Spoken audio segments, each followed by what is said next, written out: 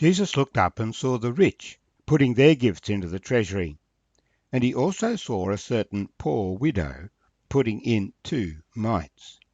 So he said, "Truly I say to you that this poor widow has put in more than all. For all these, out of their abundance, have put in offerings for God. But she, out of her poverty, put in all the livelihood that she had." Then as some spoke of the temple, how it was adorned with beautiful stones and decorations, he said, "These things which you see, the days will come in which not one stone will be left upon another, that shall not be thrown down."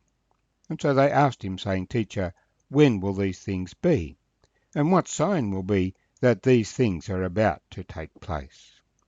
My name's Arthur. Thank you for joining me as we share these few verses from Luke chapter 21, verses 1 to 6. In chapter 20, Luke reports that Jesus criticized the scribes and Pharisees because they were proud, they liked honor from men, but they devoured widows' houses. For a pretense they made long prayers, and so they would receive a greater condemnation. This was a warning given to his disciples, and it highlights the emphasis in the gospel and in Jesus' teaching on the fact that the poor in society need to receive the attention of those who are in positions of power and authority. Government is not just about making life easier for myself. Governments are servants of the people to care in particular for those who have needs.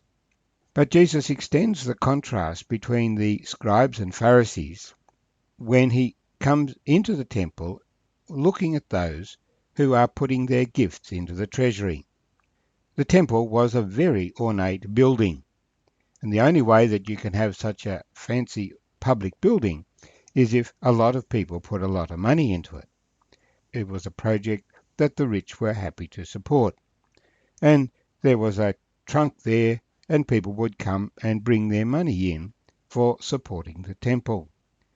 And, of course, those who brought the most money were the richest. At least they were rich. They come in with money bags, and they would like to make a show of the money pouring in and showing that they were supporting the temple. This temple was famous. Herod had spent 46 years refurbishing this building, and it really shone out in white marble, very finely appointed. It was adorned with beautiful stones and donations. But as Jesus watches the people, he also saw a certain poor widow putting in 2 mites. The mite was the smallest coin that the Romans minted. She was a poor widow. She didn't have heaps of money back at home. In fact, Jesus points out that this was all the money she had.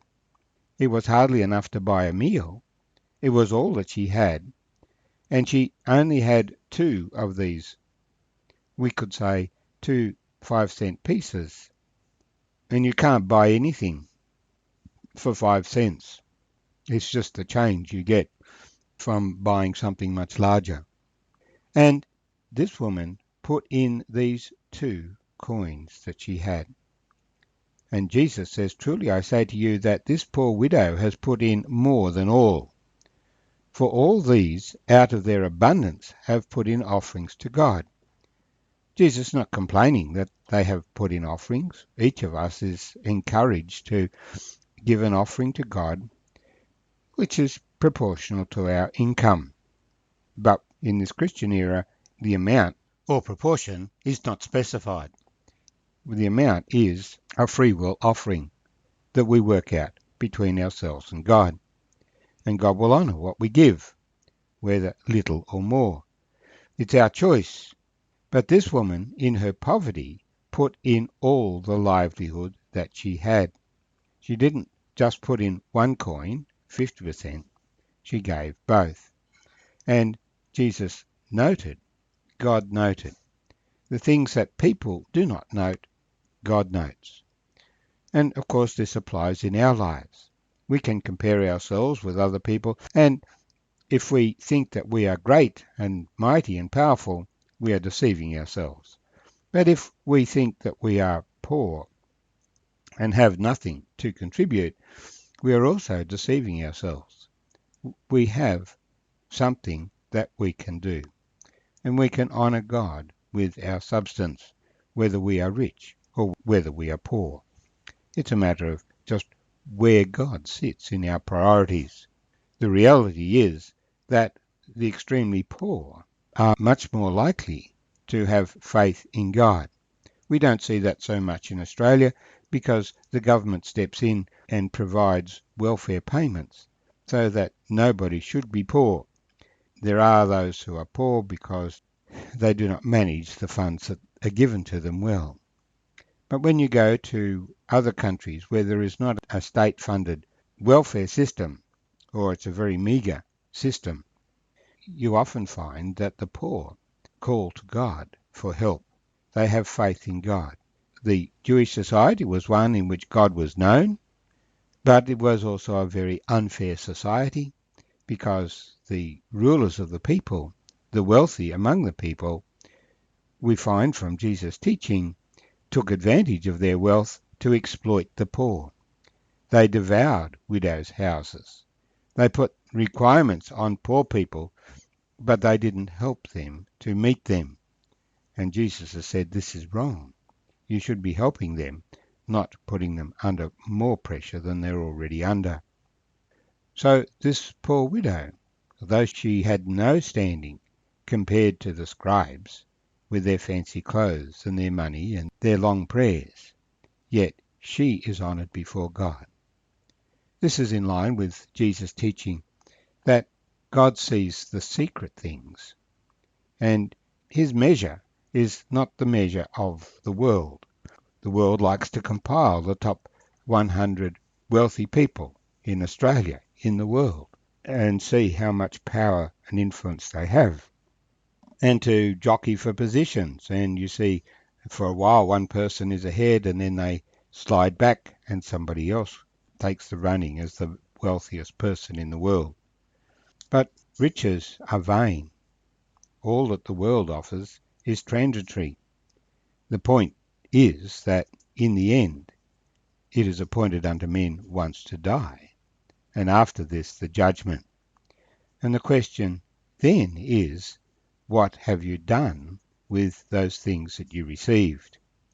Those with much wealth have great opportunity to do much good.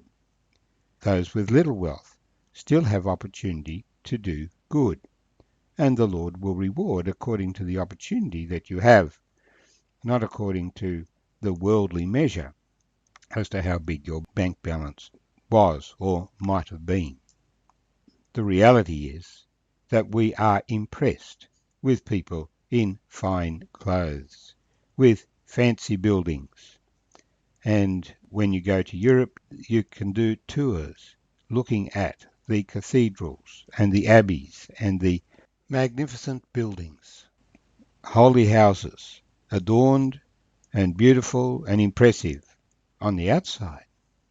But you can go inside and say, where is faith in this place? Where are the people who know their God? Or is it all in pretense that they make long prayers? Truly I say to you that this poor widow has put in more than all. These things that you see, the days will come in which not one stone shall be left upon another that shall not be thrown down.